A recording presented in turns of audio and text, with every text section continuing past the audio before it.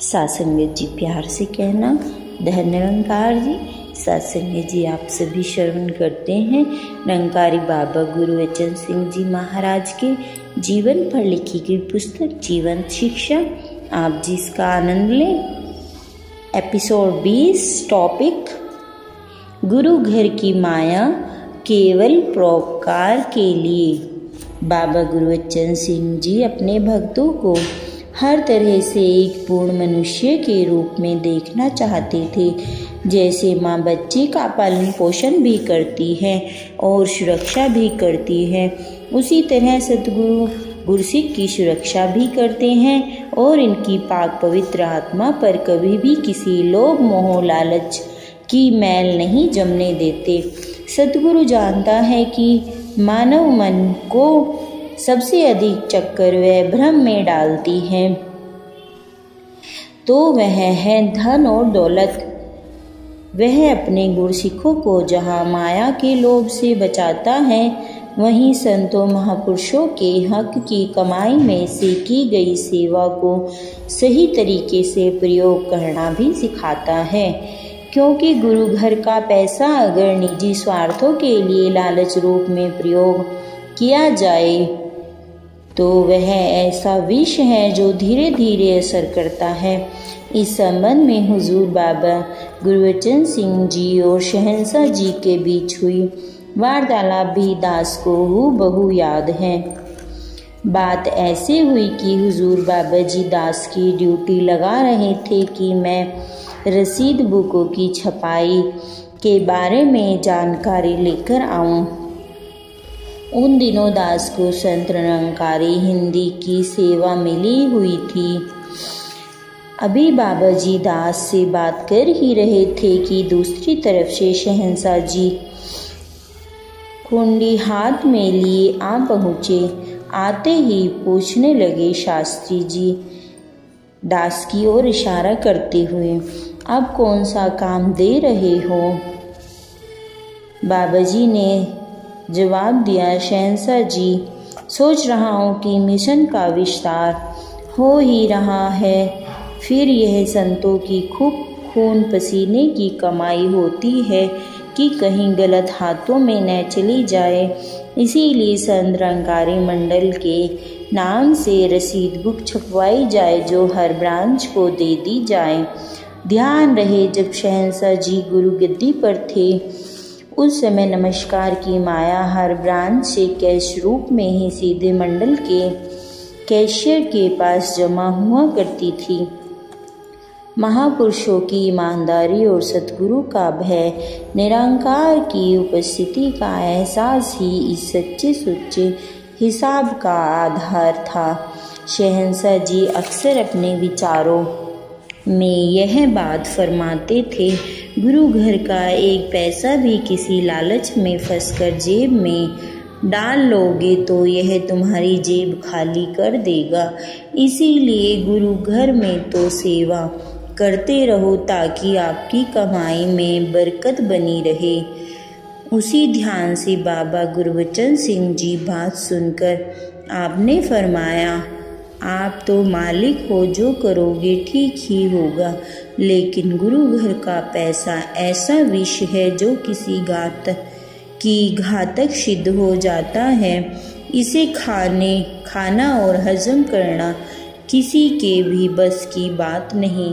शहंशाह जी की बात सुनकर बाबा जी ने आशीर्वाद मांगा और अपने विचार प्रकट किए। शहंशाह जी दास इसलिए रसीद बुक के छपवा कर हर ब्रांच में भेजना चाहता है ताकि यह माया भूल चूक से किसी गलत हाथों में न पहुंच जाए, किसी को भी इस जहर की तकलीफ सहन न करनी पड़े। कई बार गलत व्यक्ति के हाथ में माया पहुंच जाती है क्योंकि भोले भाले महापुरुष उन्हें गुरु का रूप मानकर माया भेंट कर देते हैं ताकि वे किसी न किसी लालच में फंसकर उस माया को अपने निजी कामों में खर्च कर लेते हैं। इससे महापुरुषों को सेवा करने वालों को और लालचवश इस्तेमाल करने वालों के बचने बचाने के लिए भी रसीद बुकें छपवानी आवश्यक है। इस विष से बचने के लिए ही यह प्रयत्न किया जा रहा है। हुजूर बाबा जी के विचार के साथ शहंशाह जी ने भी सहमति प्रकट की और फरमाया, ठीक है, आपने ही आने वाले समय में मिशन के फैलाव को तरतीब और अनुशासन देना है। आप जो भी करोगे बिल्कुल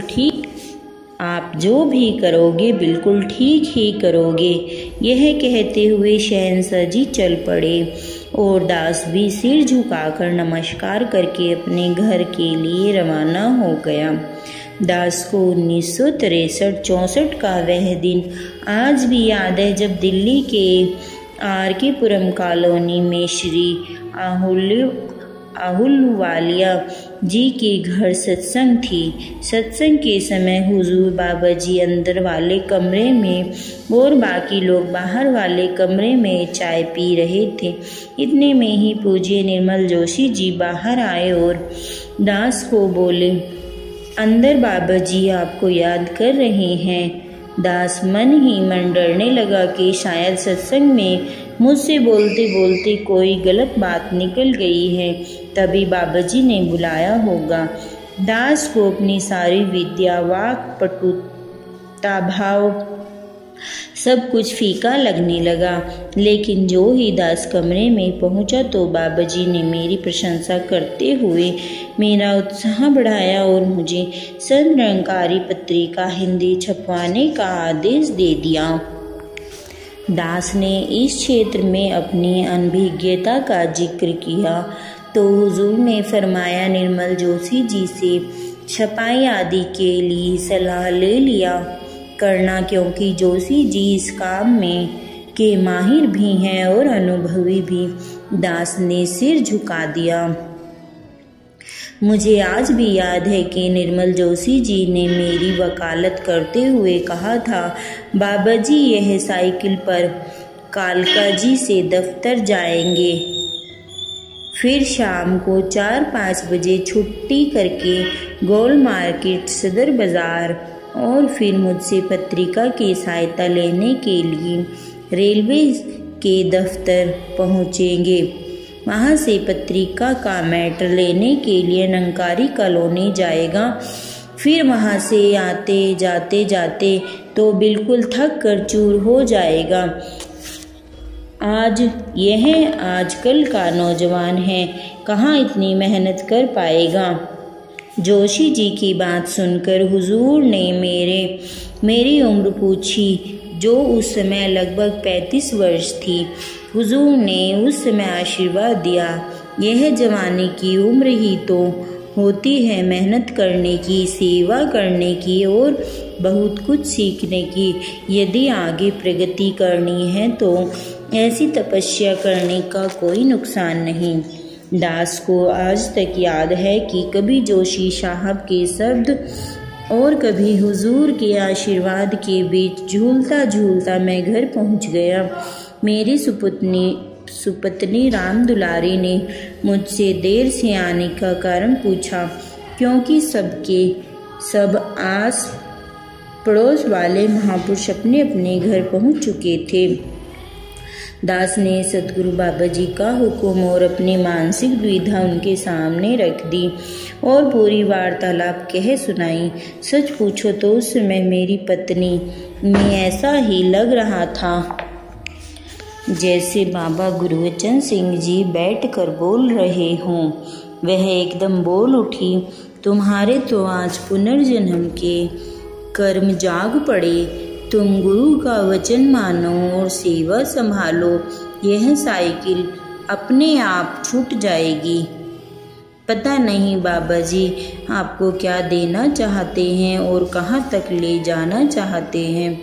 आप गुरु घर की सेवा करो, घर के काम जो आप करते हो वह मैं स्वयं ही कर लूँगी।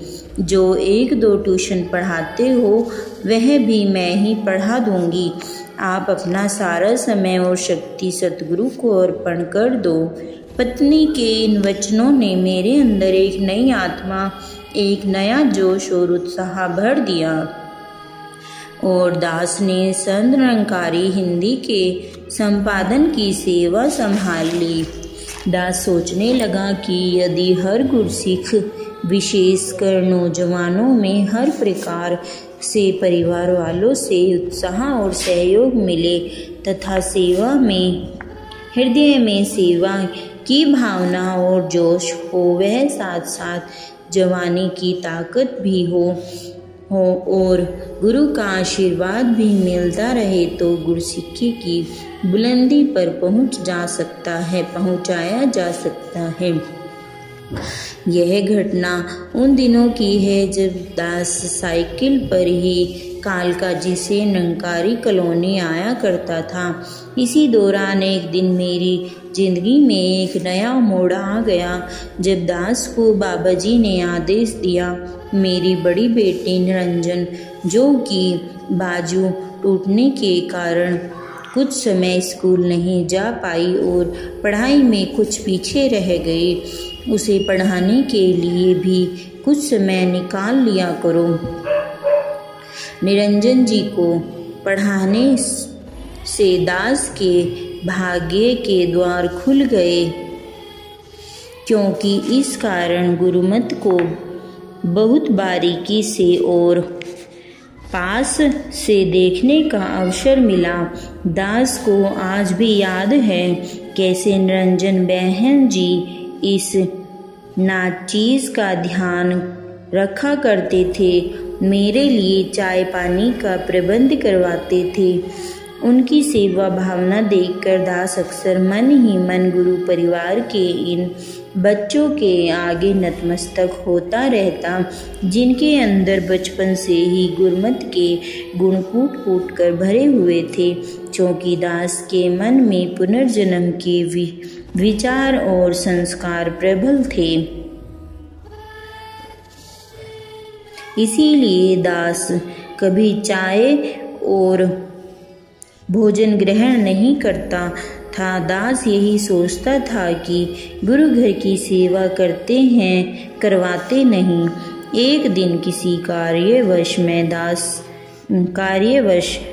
दास को काफ़ी देर हो गई।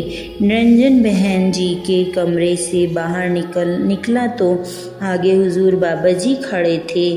वह निरंजन बहन जी से कहने लगे, शास्त्री जी बहुत लेट हो जाते हैं और उन्होंने कई मील साइकिल चलाकर जाना होता है, उन्हें खाना खिलाकर भेजा करो, साथ ही इनके चाय पानी का भी ध्यान रखा करो।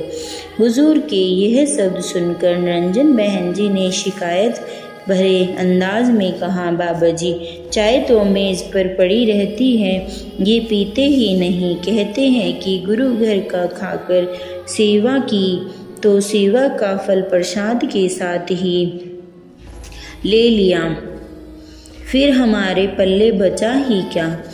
गुरु घर से खाना तो बोझ उठाने के समान है।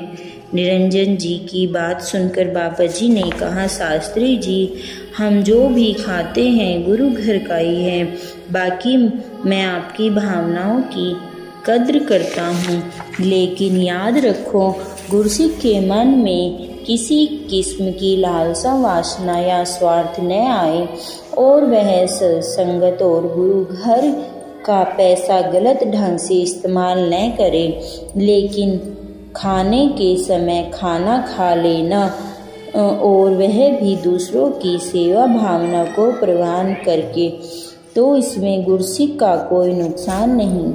ऐसा अगर सारे गुरसिख आप की तरह सोचने लगे, कोई सेवा ही स्वीकार न करे तो सेवा करने वाला सेवा किसकी करेगा। इसीलिए मन में कोई सेवा करवाने की इच्छा नहीं रखनी चाहिए। सहज में सेवा हो जाती है तो उसे प्रवान करने में कोई हर्ज नहीं। हुजूर के इन वचनों ने दास के मन में एक सूक्ष्म अहंकार कि मैं गुरु घर का खाकर बोझ नहीं उठाता चकनाचूर कर दिया और इस प्रकार दास कर्ता भाव से भी मुक्त होने का प्रयास करने लगा। साथ संगत जी प्यार से कहना, धन निरंकार जी।